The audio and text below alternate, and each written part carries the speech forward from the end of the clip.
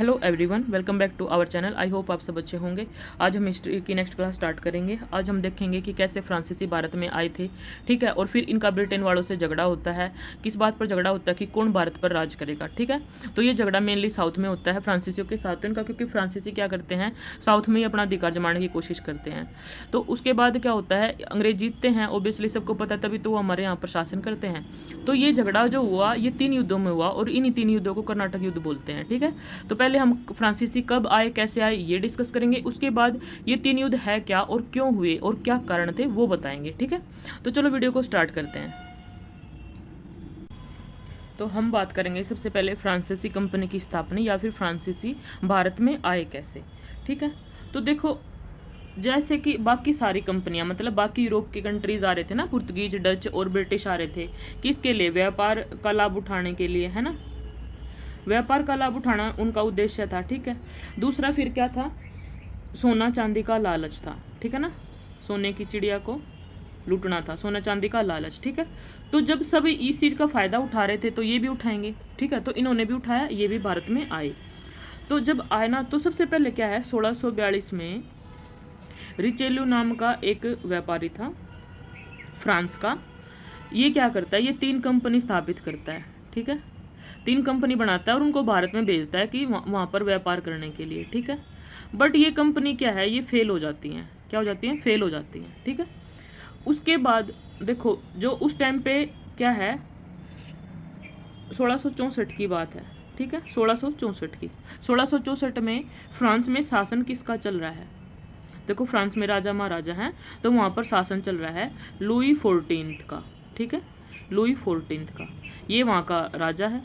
इसका एक मंत्री है, ठीक है। इसके एक मंत्री का क्या नाम है, कोलबर्ट। क्या नाम है, कोलबर्ट। ये कोलबर्ट क्या करता है, एक कंपनी बनाता है, ठीक है। मतलब लुई 14 का मंत्री एक कंपनी बनाता है और उसको भारत में भेजता है। उसका उद्देश्य क्या था, देखो, इस कंपनी का एम क्या था, इसके सबसे कॉमन जो है सारे यूरोप वासियों में ईसाई धर्म का प्रचार करना, ठीक है। ईसाई धर्म का प्रचार करना, ये तो सारी कंपनियों में कॉमन था ना भाई, क्योंकि यूरोप वालों को सारे ईसाई धर्म को मानते हैं, ठीक है। सेकंड था कि राजनीतिक प्रभुत्व की स्थापना करना, मतलब फ्रांस की राजनीतिक प्रभुत्व की स्थापना करना, ठीक है। और तीसरा क्या था कि फ्रांस की सरकार को मजबूत बनाना, कहीं पर भी जाए फ्रांस की सरकार फ्रांस की स्थिति को मजबूत बनाना, ठीक है। फ्रांस की स्थिति को मजबूत बनाना, ये 3 काम सौंपे गए इसको। देखो, व्यापार का काम नहीं सौंपा गया है, देखो यहाँ पर ट्रेड का काम नहीं सौंपा गया। हाँ, हिडन करेंगे तो वो यहाँ पे आके यही काम, बट ये 3 मेन उद्देश्य उसको दिए गए हैं और उसको भारत भेज दिया गया है, ठीक है। तो फिर क्या होता है कि अब देखो, जब ये चली गई कंपनी, तो इसी दौरान क्या होता है, 1674 में, 1674 में, तो एक आता है फ्रांस का गवर्नर आता है, फ्रांसीसी गवर्नर मार्टिन, ठीक है। क्या नाम है, देखो ये नाम याद रखना है आपको, मार्टिन आता है, ठीक है। ये आता है और ये क्या करता है, पौंडीचेरी की स्थापना करता है, ठीक है। इसकी पौंडीचेरी की स्थापना करता है, जो हमारा अभी भी, सॉरी, पौंडीचेरी की स्थापना करता है। और एक क्या करता है, चंद्रनगर, बंगाल में ना एक जगह है चंद्रनगर, वहां पर अपनी एक फैक्ट्री खोलता है, किसके लिए, व्यापार करने के लिए, ठीक है। बंगाल के चंद्रनगर में क्या करता है, एक फैक्ट्री खोलता है व्यापार करने के लिए, ठीक है। कौन, मार्टिन, पांडिचेरी की स्थापना करता है। बट क्या है ना, तो यहाँ से चंद्रनगर से क्या करता है, देखो, एक तो सूती वस्त्र दिख रहा है क्या आप लोगों को, एक तो सूती वस्त्र, ठीक है, और एक सिल्क, इन 2 कपड़ों का निर्यात करते हैं ये, ठीक है। इनका निर्यात करते हैं यहाँ से, समझ गए आप लोग। तो अभी तक तो देखो, ये ऐसे जैसे कंपनी आई है, ये फ्रांसीसी कंपनी कैसे आई है इस बारे में बात कर रहे हैं, और इसने आते ही क्या किया है स्टार्ट, ठीक है। तो फिर क्या होता है, ये कई बार गिरती पड़ती है, फेल होती है, बट देखो, इनका मेन उद्देश्य तो क्या है, राजनीतिक प्रभुत्व स्थापित करना है ना, इनका मेन ट्रेड करना नहीं है मेन एम, ठीक है। तो होता क्या है आगे जाके, 1742 में एक गवर्नर आता है, फ्रांसीसी गवर्नर डुप्ले, ये नाम बहुत फेमस है, ठीक है। फ्रांसीसी गवर्नर है ये, फ्रांसीसी कंपनी का गवर्नर बन के आता है डुप्ले, ठीक है। ये क्या करता है, ये आकर जब ये आता है ना तो इसकी ना लड़ाइयाँ स्टार्ट हो जाती है, किनसी, अंग्रेजों से लड़ाइयाँ स्टार्ट हो जाती है इसकी। क्यों? क्योंकि ये थोड़ा महत्वाकांक्षी आदमी है, ठीक है। इसको क्या है, इसको ना अपनी मतलब फ्रांस का शासन फैलाना है, ठीक है। इसको हमारे देश में मतलब ये क्या करता है, विभिन्न राज्यों पर अधिकार करने की कोशिश करता है। कि उस टाइम पे देखो, उस टाइम ना हमारे यहाँ ये बोला जाता है 18वीं शताब्दी में कि मुगल सत्ता का जो काल था ना वो पतन का काल चल रहा था, ठीक है। 18वीं शताब्दी के उत्तरार्ध में पहले मुगल शासक देखो कितने स्ट्रॉन्ग थे ना, बहुत ज़्यादा। ये हुमायूं ले लो, अकबर ले लो, बाबर ले लो, ये सब कितने स्ट्रॉन्ग लीडर थे। तो लेकिन जब लास्ट में आकर के 18वीं शताब्दी के आसपास तो बहुत ही कमज़ोर नेता है, उनमें इतनी ज़्यादा शासन करने की मतलब थोड़े दुर्बल हैं वो शासक के मामले में, ठीक है, दुर्बल हैं। दूसरा क्या, उनको राजनीति की ज़्यादा सूझबूझ नहीं है, ठीक है, सूझबूझ नहीं है, और ऊपर से भोग विलास में लगे रहते हैं, ठीक है, कोई मतलब नहीं है। तीसरा क्या है, उस टाइम पर भारत एक भी नहीं है, सब ने ना छोटे छोटे राज्य ने अपने यहाँ पर क्या करे, स्वतंत्रता प्राप्त कर ली थी, ठीक है ना। तो एक राजा का तो अधिकार रह नहीं गया था, तो सब छोटे छोटे में बट गए थे, और उन सब में आपस में लड़ाइयाँ होती रहती थी। तो क्या था, देखो राजनीतिक अस्थिरता ये मेन पॉइंट है। आप घर में ही लगा लो किसी की, देखो आप इस चीज़ से समझो, अगर घर में लड़ाई है ना तो बाहर वाले आके क्या करते हैं, मतलब वो करने की कोशिश करते हैं, इंटरफेयर करने की कोशिश करते हैं, ठीक है। तो हमारे बड़े बुजुर्ग बोलते हैं ना में कि भाई बाहर वालों को रास्ता मत दो अंदर, ठीक है।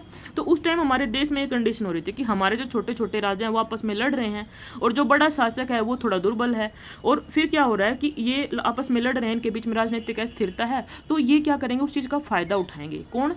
जो यूरोपियन है ना, जितने भी है, लगा लो आप फ्रांसीसी लगा लो, पुर्तगीज, सब के सब फायदा उठाएंगे इस चीज़ का, इनको आपस में भिड़वा के रखेंगे और फिर कोशिश करेंगे कि हम शासन करें, ठीक है। तो इनका मेन मोटिव यही रहेगा, ठीक है। तो ये मोटा मोटा ये उद्देश्य था। तो जब डुप्ले आया ना, इसको तो समझ थी इस चीज़ की, इसने देख लिया कि भाई जो भारत के शासक है ना वो आपस में ही लड़ते भिड़ते रहते हैं, और इनमें ना कोई भी सेंटर पावर नहीं है जो स्ट्रॉन्ग नहीं है, और ऊपर से मतलब इनकी कोई, सबकी अपनी अपनी छोटी छोटी सेनाएं हैं, कोई एक केंद्रीय सेना नहीं है कि कोई बाहर का आएगा अटैक कर देगा तो हम सुरक्षित करेंगे, या सब के सब एक होकर उससे लड़ेंगे, ठीक है। इसी चीज़ का फायदा उठाने की कोशिश करता है डुप्ले। लेकिन अंग्रेज भी तो कम नहीं है भाई, अंग्रेज, इंग्लैंड तो उस टाइम पर धूम मचा रहा है पूरे यूरोप में, क्योंकि पूरे यूरोप में ना ये अपना दबदबा दबाने की कोशिश कर रहा था, पूरे वर्ल्ड में बहुत जगह इसके उपनिवेश थे, ठीक है। इसका मेन रीज़न इसकी जो भौगोलिक स्थिति है ना वो बोली जाती है, क्योंकि इसके चारों तरफ क्या है, जहाँ पर इंग्लैंड है ना उसके चारों तरफ समुद्री एरिया है खाली, ठीक है। तो और इसकी नौसेना बड़ी स्ट्रॉन्ग थी, ठीक है। इसने तो क्या किया, इसने अपनी नौसेना को बहुत स्ट्रॉन्ग बना लिया, समुद्र पर इसका पूरा अधिकार हो गया। तो इसके पास तो कोई आ नहीं सकता था ना, जो भी आएगा समुद्र के थ्रू आएगा अटैक करने के लिए। और ये क्या करता था, ये खुद अपनी सेना को भेज के दूसरी जगह पर अटैक करवाता था, ठीक है। तो ये मेन रीजन था यहाँ पर, ठीक है, अंग्रेजों के जीतने का। चलो अभी बात करते हैं पहले लड़ाइयाँ स्टार्ट हुई क्यों, ठीक है। तो अभी तो मैंने आपको बता दिया कि आ रहे हैं, तो देखो मुगल सत्ता जो है वो पतन की तरफ चल रही है ना, ठीक है, पतन की तरफ चल रही है। तो जब ये आते हैं ना, ये जो फ्रांसीसी, यूरोपियन, पुर्तगीज ये आते हैं ना, ये खाली ऐसा नहीं है कि ये लोग बस हमारे मतलब उस पर, एक तो आर्थिक शोषण तो मेन रहा ही है इनका, ठीक है, आर्थिक हानि और आर्थिक शोषण पहुंचाना हमारे देश को, ये काम तो ये बखूबी करते ही करते हैं। इसके अलावा देखो ये हमारी राजनीति, ठीक है, हमारे धर्म, हमारे कानून, हमारे रहन सहन, ठीक है ना, हमारी शिक्षा, ठीक है, या फिर हमारा जो भी सैनिक स्वरूप, इन सब को ये क्या करते हैं, प्रभावित करते हैं। कौन? यूरोपियन कंपनीज, ठीक है। जितने भी यूरोपीय आते हैं सब के सब हमारी इन सब चीज़ों को क्या करते हैं, प्रभावित करते हैं, ठीक है।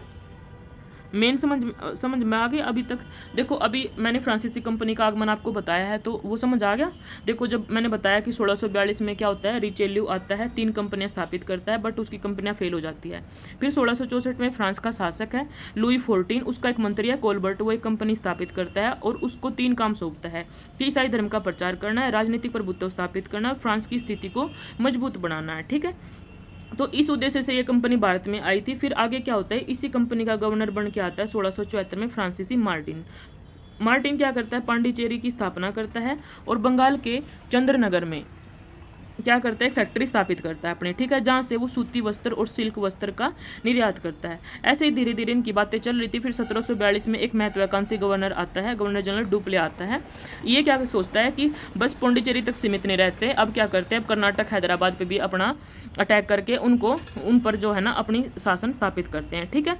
तो ये कोशिश करता है और उन्हीं जो इसकी ये महत्वाकांक्षा थी ना, उस महत्वाकांक्षा का ही रिजल्ट था कर्नाटक के 3 युद्ध, ठीक है, वो अभी हम डिस्कस करेंगे।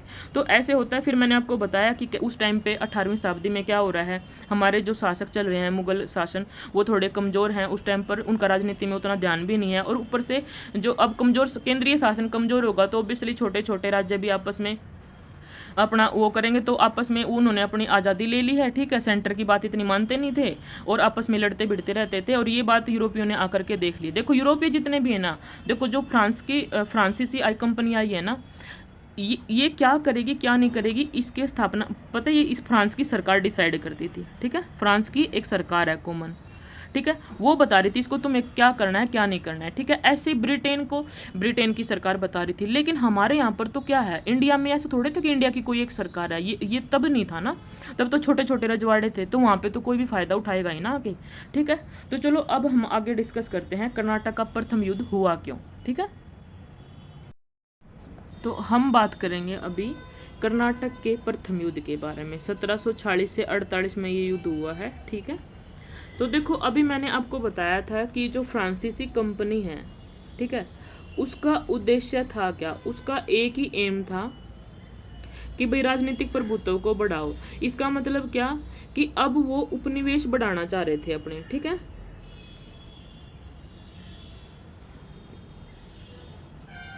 औपनिवेशीकरण करना चाह रहे थे, अपने उपनिवेश बढ़ाना चाह रहे थे, कहाँ पर, भारत में, ठीक है। तो अब जब उपनिवेश बनाना होता है ना किसी को, तो सेना की जरूरत होती है, ठीक है। तो जब डुप्ले आया था ना, तो ये क्या करता है, डुप्ले आकर के से एक सेना का निर्माण करता है, ठीक है। उसके अधिकारी तो फ्रांसीसी ही थे सॉरी, बट उसमें भारतीय सैनिकों को भी कुछ को शामिल करता है, थोड़े हो जाते हैं ना ऐसे, तो ऐसे ही एक सेना बना लेता है ये, ठीक है। तो जब डुप्ले ने क्या किया, उन अंग्रेजों ने देखा कि डुप्ले ने तो एक सेना बना ली है, ठीक है। तो 1746 में ब्रिटेन भी क्या करता है, ब्रिटेन मतलब ब्रिटिश ईस्ट इंडिया कंपनी, वो भी क्या करती है, अपनी एक सेना बना लेती है, ठीक है। दोनों ने अपनी अपनी एक एक सेना बना ली, ठीक है। तो अब इनकी लड़ाई हुई, और वो लड़ाई हुई क्यों, देखो इसको बोलते हैं कर्नाटक संघर्ष।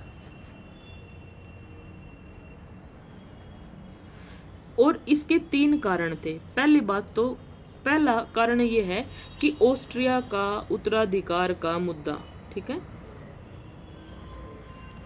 ऑस्ट्रिया के उत्तराधिकारी का मुद्दा।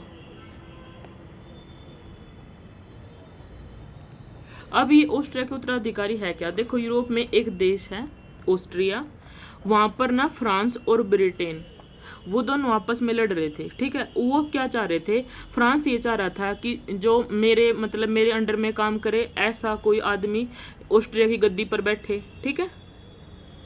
और ऐसे ही ब्रिटेन क्या चाह रहा था कि भाई जो मेरे ऐसे होता है ना, सब नेता अपने अपने हितैषी को बिठाते हैं, तो ऐसे ब्रिटेन ये चाह रहा था कि जो मेरी बात माने वो ऑस्ट्रिया की गद्दी पर बैठे। तो इन दोनों के बीच में लड़ाई हो रही है, ठीक है। और ये लड़ाई मेनली हो क्या रही है भाई, ऑब्वियसली उपनिवेश के लिए ही हो रही है, ठीक है। तो यहाँ पर ये दोनों देश ना अपने अपने मतलब अपना कोई मोहरा बिठाना चाहते थे, जो ऑस्ट्रिया की गद्दी पर बैठे इनकी सारी बातें मानने, ठीक है। अब जब एक देश की देखो, अगर एक देश की कहीं पर लड़ाई हो रही है, ठीक है, मान लो भारत और पाकिस्तान की, जैसे यहाँ पर बॉर्डर पे थोड़ा तनाव चल रहा है, लेकिन कोई देश ऐसा है कि जहाँ पर भारतीय सेना भी मौजूद है और पाकिस्तानी सेना भी मौजूद है, तो फिर उन दोनों के बीच में जब उनको पता चलेगा कि बॉर्डर पर टकराव हो रहा है, तो वहाँ पे भी लड़ाई स्टार्ट हो जाएगी ना, उनके बीच में मनमुटाव तो आ ही जाता है ना, देखो देश का आपस में।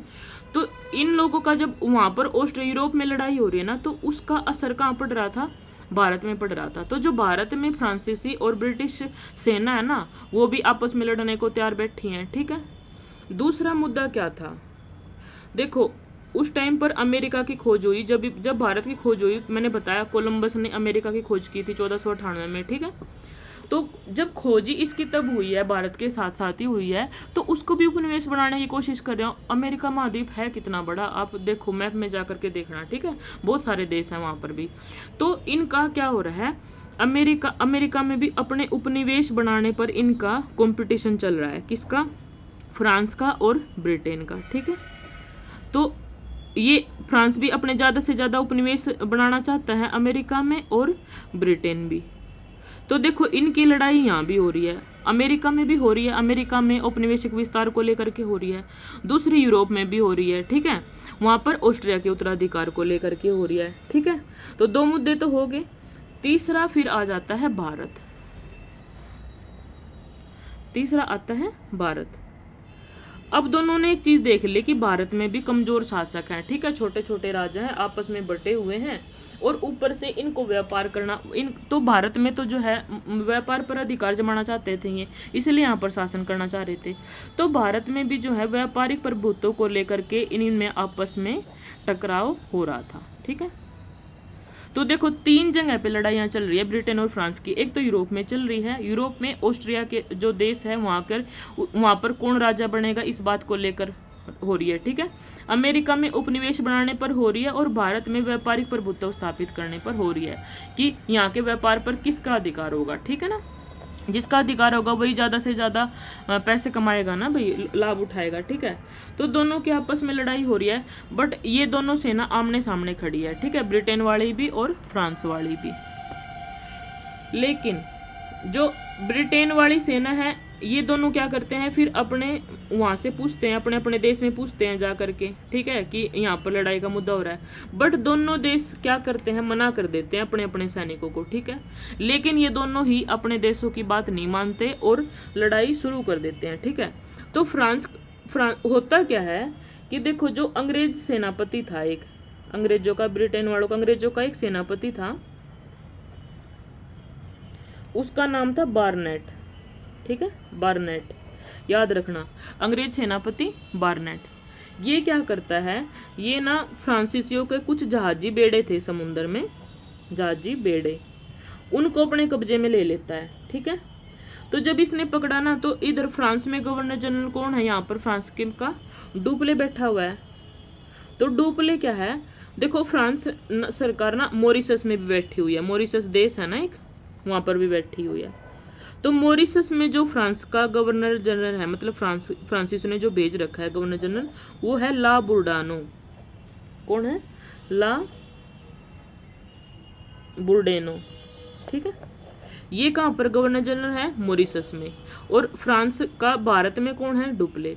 तो डुप्ले क्या करता है, मॉरिशस से हेल्प मांगता है, अपने जो ला बुर्डानो है इसको बोलता है कि भाई भारत में मेरे ऊपर अटैक हुआ है, और जो बारनेट है अंग्रेजी सेनापति, उसने हमारे जहाजी बेड़े को कब्जे में ले लिया है, तो मुझे हेल्प चाहिए, ठीक है।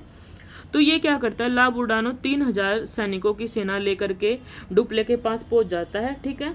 और फिर क्या होता है, इनकी आपस में लड़ाई होती है, और फिर बाद में जीतता कौन है भाई, फ्रांस जी जाता है, ठीक है। ओब्वियसली 3000 सैनिक लेकर के आ रहा है, जीतेगा ही ना। तो 21 सितंबर को क्या होता है, मद्रास पर फ्रांसीसियों का कब्जा हो जाता है, ठीक है, फ्रांसीसियों का कब्जा हो गया, ओके। और यहाँ पर कौन है, मद्रास में कौन है, क्लाइव बैठा हुआ है, ठीक है। कौन है, क्लाइव। क्लाइव कौन है, ब्रिटिश गवर्नर जनरल, ठीक है ना, ब्रिटिश कंपनी का गवर्नर जनरल है। तो इसको भी क्या कर लिया गया, इसको भी पकड़ लिया गया है, ठीक है। जब इस पर अधिकार हो जाए तो इसको भी पकड़ लिया। तो फिर क्या होता है, अब देखो वैसे तो फ्रांसीसी सेना जीत चुकी है, ठीक है, एक सेकेंड रुक जाओ। वैसे तो फ्रांसीसी सेना जीत चुकी है, ठीक है ना, फ्रांसीसी जीत चुके हैं। बट फ्रांस के जो दोनों गवर्नर है ना, डुप्ले और ला बुर्डानो, इन दोनों में ना मतभेद होते हैं। क्यों होते हैं, देखो ला बुर्डानो, इनके बीच में इस बात को लेकर मतभेद होते हैं कि हमें मद्रास को अपने अधिकार में रखना चाहिए या नहीं रखना चाहिए, ठीक है। ला बुर्डानो मना करता है कि संधि कर लेते हैं अंग्रेजों से, पैसे ले लेते हैं, बट इस पर अधिकार नहीं करते हैं, ठीक है, क्लाइव को छोड़ देंगे। लेकिन जो डुप्ले है वो कहता है कि नहीं, मुझे तो मद्रास पर अपना अधिकार चाहिए, ठीक है। और तो क्या होता है, बाद में ला बुर्डानो ही सेना लेकर के आता, तो ला बुर्डानो तो बहुत सारा पैसा ले लेता है अंग्रेजों से काफ़ी सारा पैसा लेकर के वापिस चला जाता है, ठीक है। तो अब डुप्ले हो गया नाराज, तो डुप्ले क्या करता है, और अब ये क्या करता है, उसको आज़ाद कर देता है मद्रास को। लेकिन डुप्ले उस पर पुनः अटैक कर देता है, ठीक है, पुनः आक्रमण कर देता है किस पर, मद्रास पर, ठीक है। अच्छा, तो दूसरी बात, और दूसरी तरफ हो क्या रहा है, देखो अंग्रेज क्या कर रहे हैं, अंग्रेज भी तो शांति से नहीं बैठेंगे। अंग्रेज क्या कर रहे हैं, जो फ्रांसीसियों ने किसकी स्थापना की, पौंडीचेरी की ना, बताया था मैंने अभी, ठीक है। तो अंग्रेज क्या कर रहे हैं, पांडिचेरी पर जाकर के अटैक कर देते हैं, ठीक है। कहाँ पर, फ्रांसीसियों के अड्डे पांडिचेरी पर अटैक कर दिया, लेकिन इनका अटैक असफल रहता है, ठीक है, फेल रहता है, ठीक है। तो अभी मद्रास में क्या हो रहा है, मद्रास मतलब मद्रास में ही था ना कर्नाटक उस टाइम पे तो भाई, ठीक है। तो उस टाइम हो क्या रहा है, देखो मैंने बोला कि मद्रास पर जो है फ्रांसीसियों ने पुनः अटैक कर दिया, डुप्ले वापस अधिकार कर देता है। ला बुडानो तो काफ़ी सारा पैसा लेकर के चला गया था वापस मॉरिशस, बट जो डुप्ले क्या करता है, वापस से अटैक कर देता है, ठीक है। तो उस टाइम कर्नाटक का नवाब है अनवरुद्दीन, ठीक है। ये अनवरुद्दीन कहाँ जाता है, अब ओब्वियसली ब्रिटेन के पास जाएगा, ठीक है, ब्रिटिश सेना के पास जाता है और उससे हेल्प मांगता है, उससे कहता है कि मेरे ऊपर जो है फ्रांसीसी अटैक कर रहे हैं, तो आप मुझे हेल्प करो, ठीक है। तो ये अनवरुद्दीन के पास तो देखो कितनी सेना थी, 10,000 सैनिक हो जाते हैं इसके पास। बट जो फ्रांसीसी है ना, उस टाइम पर फ्रांसीसी कंपनी में जो था ना, उसका कैप्टन था पैराडाइज, ठीक है, पैराडाइज, ये उसके कैप्टन का नाम था, जो सेना थी उसके कैप्टन का नाम था पैराडाइज, ठीक है। इसके पास देखो 230 तो फ्रांसीसी सैनिक थे, ठीक है, और 700 भारतीय सैनिक थे, बट उनको जो है यूरोपीय ढंग से ट्रेनिंग दी गई थी, ठीक है, यूरोपीय ढंग से ट्रेनिंग दी गई थी। अब देखो इसके तो सिर्फ इतने सैनिक हैं, ठीक है, सिर्फ 1000 भी नहीं है पूरे, और इसके हैं 10,000। दोनों के बीच में लड़ाई होती है और जीतती कौन है, फ्रांस, ठीक है, फ्रांसीसी सेना जीतती है और नवाब हार जाता है, ठीक है, नवाब हार जाता है। तो अब हार गया नवाब, तो इधर फ्रांस जीत गया। तो जब ये यहाँ पर ये जीतती है फ्रांस, तो उधर क्या होता है, जब यूरोप में मैंने बताया था कि इनके बीच में युद्ध चल रहा है, ठीक है, तो यूरोप में भी युद्ध समाप्त हो गया उस टाइम पर उनका, ब्रिटेन का और फ्रांस का, ठीक है। और वहाँ पर एक ट्रीटी होती है, treaty of Aix la Chapelle, ठीक है, treaty of Aix la Chapelle, ठीक है, ए ला सापल की संधि होती है, ठीक है, ए ला सापल की संधि होती है 1748 में, कहाँ पर, ऑस्ट्रिया में। जो ऑस्ट्रिया में युद्ध चल रहा था ना उत्तराधिकार के मुद्दे को लेकर के, तो वहाँ पर इनकी युद्ध समाप्त हो जाता है, संधि हो जाती है। तो भारत में फिर इसका असर क्या पड़ता है, दिख रहा है क्या आप लोगों को, भारत में भी जब जैसे वैसे तो फ्रांस जीत गया था, बट फिर ये क्या करते हैं, अंग्रेज और फ्रांस दोनों ने जो एक दूसरे के एरिया जीते थे ना, ठीक है, दोनों एक दूसरे को वापस कर देते हैं, ठीक है, एक दूसरे को वापस कर देते हैं, कौन से, जो विजित एरिया था, मतलब जो इन्होंने जीता था एक दूसरे का, ठीक है, अटैक कर करके, ठीक है। जैसे यूरोप में शांति हुई, एक संधि होगी इनके बीच में, treaty of Aix la Chapelle Austria के मुद्दे पर, तो ऐसे ही भारत में भी संधि हो जाती है, और उस संधि का रिजल्ट ये निकलता है कि दोनों जो है अपने अपने क्षेत्रों को वापस, जो जीत रखे थे उन्होंने एक दूसरे के, उसको वापस लौटा देते हैं, ठीक है। तो उसके बाद होता क्या, तो अंग्रेजों पर का फिर वापस से मद्रास पर तो अंग्रेजी आ गए ना, ठीक है। तो मद्रास पर किसका अधिकार हो गया, वापस अंग्रेजों का हो गया, ठीक है। पुंडुचेरी पर किसका हो जाता है, पुंडुचेरी पर वैसे भी फ्रांसीसियों का ही था, ठीक है, और दोनों जो एक दूसरे के कैदी भी लौटा देते हैं, ठीक है। तो लेकिन इसका रिजल्ट क्या निकला, देखो अंग्रेज और फ्रांसीसी सेना तो नॉर्मल हो गई आपस में, ठीक है, लेकिन एक रिजल्ट क्या निकला कि जो भारत के, देखो भारत के 10,000 सैनिक भाई 930 सैनिकों से हार गए। तो इनको पता चला कि जो भारतीय सेना है वो कमज़ोर है, ठीक है ना, भारतीय सेना कमज़ोर है, प्रशिक्षित नहीं है, इतनी ज़्यादा ट्रेंड नहीं है, ठीक है, प्रशिक्षित नहीं है, थोड़ी कमज़ोर है, ऊपर से जो है ना एकता का अभाव है, ठीक है। मतलब भारत में जो भी कमियां चल रही थी ना, वो सब अंग्रेजों के सामने आगे उजागर होगी, ठीक है, और मत भिन्नता है, ठीक है, और एक राष्ट्र एक, अब जैसे आजकल है भारत माता की जय के नारे लगाते हैं, भारत के ऊपर मरने मिटने को तैयार रहते थे, तब ये चीज़ नहीं थी ना। लेकिन फ्रांसीसियों के बीच में तो थी, ब्रिटेन वालों के बीच में भी थी, और जो पुर्तगीज थे, डच थे, उन जो यूरोप वाले थे उन सब के अंदर थी। लेकिन भारत में उस टाइम ये चीज़ें नहीं थी। तो फिर दोनों ने क्या सोचा कि भाई नहीं, यहाँ पर तो हम अपना अधिकार जमा सकते हैं, बस क्या करना है, हमें फूट डालनी है इन राजाओं के बीच में, उनको लड़ाना है आपस में, और फिर दोनों को कमजोर बना देना है, और इस तरीके से करना है। ठीक है, तो देखो जो कर्नाटक का पहला युद्ध स्टार्ट हुआ था 3 मुद्दों से, 1748 में वो समाप्त हो जाता है ऑस्ट्रिया की संधि के, एक्सला सैंपल की संधि के बाद। ठीक है, तो अब हम बात करते हैं दूसरे कर्नाटक युद्ध की। ठीक है, कर्नाटक का द्वितीय युद्ध, कर्नाटक का दूसरा युद्ध, ये होता है 1749 से 1751 के बीच में। ठीक है,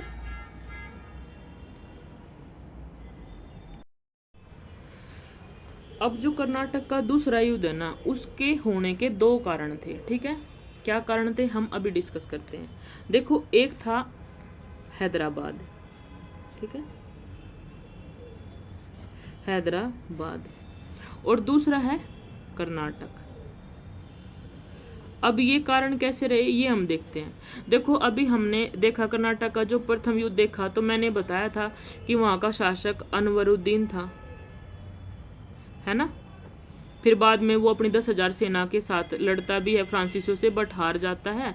लेकिन जब संधि होती है तो वो एक दूसरे के विजित क्षेत्रों को लौटा देते हैं, तो इसलिए अनवरुद्दीन को अपना शासन मिल जाता है। ठीक है, अच्छा अब बात करते हैं यहाँ पर किसकी है शासन हो रहा है।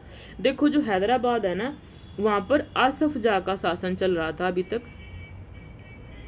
ठीक है, आसफ जाह का, लेकिन इसकी मौत हो जाती है। ठीक है, आसफ जाह की मौत होगी तो अब गद्दी खाली होगी। ठीक है, तो इसका पुत्र है नासिर जंग, इसका बेटा है नासिर जंग। ठीक है, आसफ जाह का पुत्र है ये, ऑब्वियसली यही उत्तराधिकारी बनेगा इसका। ठीक है, तो नासिर जंग हैदराबाद की गद्दी का उत्तराधिकारी बन गया, किंतु आसफ जाह के दूसरा बेटा है एक, और उसका भी बेटा है, मतलब आसफ जाह का पुत्र है कौन, मुजफ्फर जंग। ठीक है, मुजफ्फर जंग, इसके दूसरे लड़के का बेटा है ये, आसफ जाह का पुत्र, पोता है ये इसका। ठीक है ना, पोता। ये अपने चाचा की उत्तराधिकारी को चैलेंज करता है, ये कहता है कि नहीं, मैं उत्तराधिकारी बनूंगा, आप नहीं बनोगे। ठीक है, तो देखो हैदराबाद में कौन आमने सामने हो रहे हैं, एक तो नासिर जंग हो रहा है, आसफ जाह का पुत्र, और आसफ जाह का पोता मुजफ्फर जंग। ठीक है, तो अब ये जब नासिर जंग बैठा हुआ है, तो अभी होता क्या है, देखो जो ये मुजफ्फर जंग है ना, ये मदद मांगने के लिए चला जाता है फ्रांसीसियों से। ठीक है, ये फ्रांसीसियों से मदद मांगने के लिए चला जाता है। इधर कर्नाटक में क्या चल रहा है, कर्नाटक में अनवरुद्दीन बैठा हुआ है, लेकिन अनवरुद्दीन का एक बहनोई है। ठीक है, चंदा साहब। कौन है, चंदा साहब, ये भी इसकी सत्ता को चैलेंज करता है। ठीक है, चंदा साहब। तो अब ये चंदा साहब भी कहाँ चला जाता है, फ्रांसीसियों के पास चला जाता है। ठीक है, मदद मांगने के लिए। ठीक है, तो अब यानी कि अब रिजल्ट क्या निकला, देखो फिर से क्या है, अंग्रेज और फ्रांसीसी आमने सामने हो गए, क्योंकि दोनों को अधिकार करना है। तो जो फ्रांसीसी है वो किसका साथ दे रहे हैं, एक तो मुजफ्फर जंग का साथ दे रहे हैं हैदराबाद में, और कर्नाटक में दे रहे हैं चंदा साहब का। ठीक है, तो फ्रांसीसी किसकी साइड हो गए, मुजफ्फर जंग की तरफ।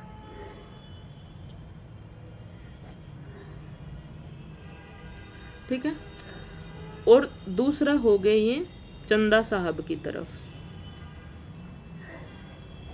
समझ आया, दिख तो रहा होगा ना आपको। और जो अंग्रेज है वो किसका साथ दे रहे हैं, ठीक है, अंग्रेज दे रहे हैं नासिर जंग का साथ दे रहे हैं। ठीक है, हैदराबाद में तो नासिर जंग का साथ दे रहे हैं, और यहाँ पर अनवरुद्दीन का साथ दे रहे हैं। ठीक है, कर्नाटक में अनवरुद्दीन का साथ दे रहे हैं। ठीक है, तो लड़ने के लिए आ गई हैं। ठीक है, तो ये क्या करता है, फ्रांसीसी सेना मुजफ्फर जंग और चंदा साहब इन दोनों की सेना को लेकर के कहाँ पहुँचती है, ये देखो 1749 की बात है। ठीक है। ये पहुंचते हैं अंबुर में, ठीक है, अंबुर में। वहां पर इनकी आमने सामने हो जाती है लड़ाई, और उसमें क्या होता है, फिर से वापिस से अनवरुद्दीन हार जाता है, ठीक है। अनवरुद्दीन हार गया और मारा भी गया, ठीक है, हारा भी और मारा भी गया, ठीक है। इसका एक बेटा है मोहम्मद अली। कौन? मोहम्मद अली, ठीक है। ये त्रिचनापल्ली भाग जाता है कि कहीं मेरे को भी ना मार दे, ठीक है। त्रिचनापल्ली चला जाता है ये वहां पर भागकर छिप जाता है जाकर के, ठीक है। तो देखो जब ये लड़ाई हुई है अंबुर में, मैंने बताया यहाँ पर जो मुजफ्फर जंग की और चंदा साहब की सेना और फ्रांसीसी सेना मिल करके जो है नासिर जंग अनवरुद्दीन की सेना से लड़ती है और अनवरुद्दीन हार जाता है, ठीक है। और फिर इसको क्या है, ये लोग मार भी देते हैं, ये मर गया। फिर इसका एक बेटा है मोहम्मद अली, वो अपनी जान बचाने के लिए त्रिचनापल्ली जा करके खड़ा हो जाता है, ठीक है। और जीत कौन गए हैं? फ्रांसीसी जीत गए हैं, ठीक है। फिर ये जो नासिर जंग है ना, 1751 में कोई युद्ध होता है, उसमें ये नासिर जंग भी जो है मारा जाता है, ठीक है।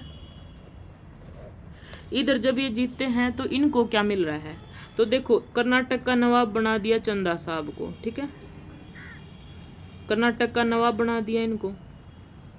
दूसरा जो मुजफ्फरनगर है उसको दक्षिण का सूबेदार बना देते हैं, ठीक है, दक्षिण का सूबेदार बना देते हैं। अच्छा, फिर इसके बदले में जो फ्रांसीसी गवर्नर था डुप्ले, वही करा रहा था ना लड़ाई, तो डुप्ले को क्या मिलता है?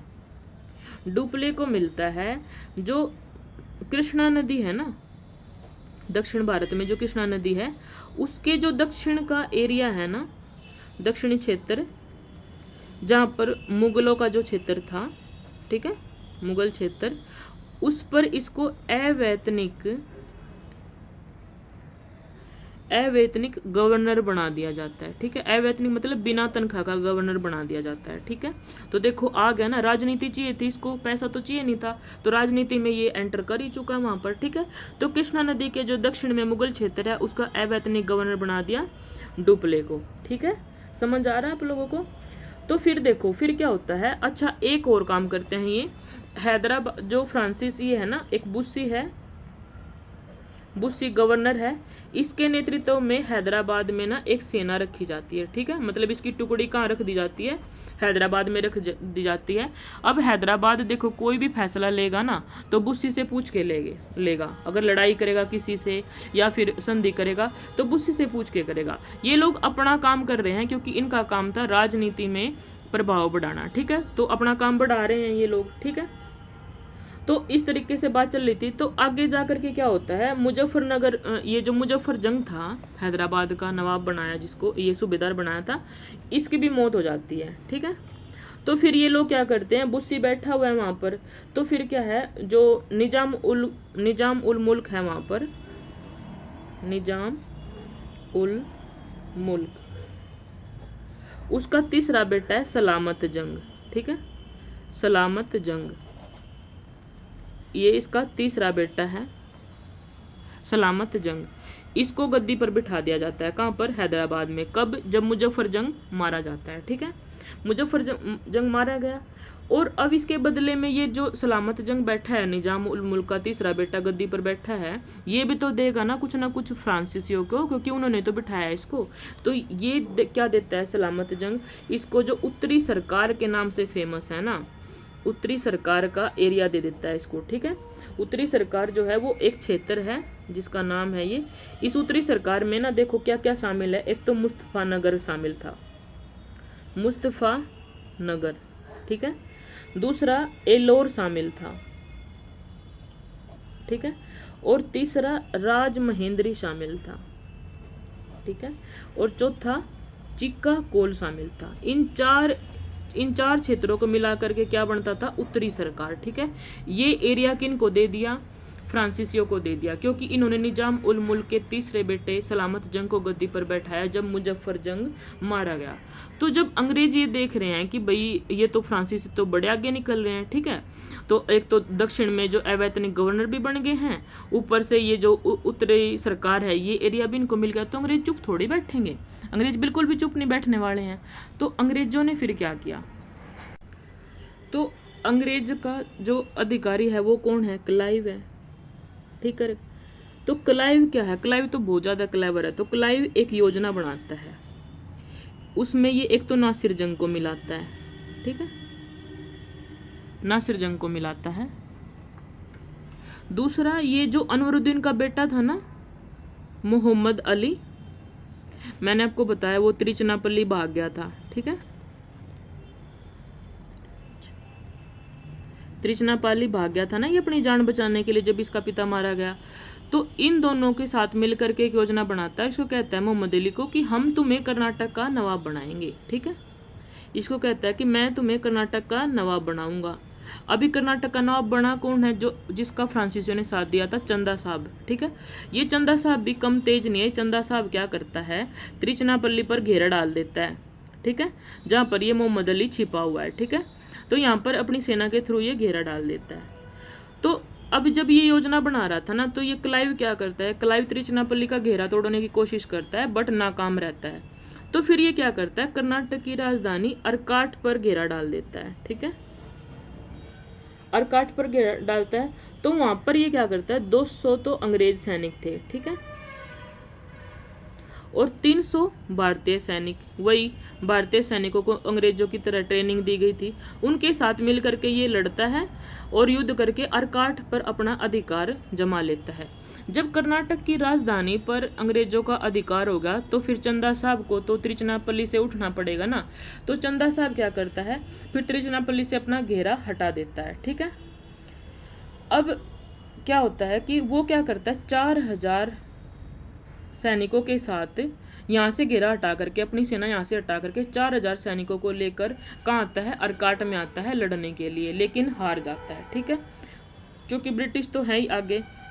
अब डुप्ले क्या कर रहा है, डुप्ले इस टाइम पे क्या कर रहा है, जो चंदा साहब के साथ था वो परिस्थितियों पर नियंत्रण करने की कोशिश करता है डुप्ले, ठीक है ना, कंट्रोल करने की कोशिश करता है और वो कर भी लेता, अगर फ्रांस की सरकार उसको कंट्रोल ना करती तो, ठीक है। फ्रांस की सरकार इस बात से बहुत नाराज हो रही थी कि डुप्ले क्या कर रहा है, बार बार हमने उसको मना किया तुम राजनीतिक हस्तक्षेप मत करो, पर तुम फिर भी कर रहे हो। तो क्या है ना, फ्रांस की सरकार जो है डुप्ले का साथ नहीं देती, ठीक है। तो और उल्टा क्या करती है, इसको वापस बुला लेती है, ठीक है, इसको वापस बुला लिया जाता है और इसकी जगह पर नया गवर्नर भेजते हैं वो गोडेहू। और यही फ्रांसीसी सरकार की बड़ी बेवकूफ़ी मानी जाती है, क्योंकि अगर वो डुप्ले को रहने देती यहाँ पर तो कुछ ना कुछ हो जाता है। बट क्या करती है, फिर अंग्रेजों के साथ संधि कर लेती है, 1754 में पौंडीचेरी में संधि करती है और डुप्ले को वापस बुला लिया जाता है और गोडेहू को नया गवर्नर बना के भेजा गया, फ्रांसीसियों का नया डायरेक्टर बना करके भेजते हैं, ठीक है। तो फिर क्या होता है, जब ये मोहम्मद अली, जिसको अंग्रेज बिठाना चाह रहे थे गद्दी पर, इसको मोहम्मद अली को संधि में ये बात होती है कि मोहम्मद अली को कर्नाटक का जो है नवाब बना दिया जाता है, ठीक है, नवाब बना दिया इसको, ठीक है। और जो उत्तरी सरकार के इलाके डुप्ले ने, यानी कि डुप्ले ने जीते थे ना अपनी योजना बना के बेचारे ने, वो उत्तरी सरकार के इलाके भी इसको वापस करने पड़ते हैं, किसको, फ्रांसीसियों को वापस देने पड़ते हैं, ठीक है, नवाब को वापस दे दिए, ठीक है।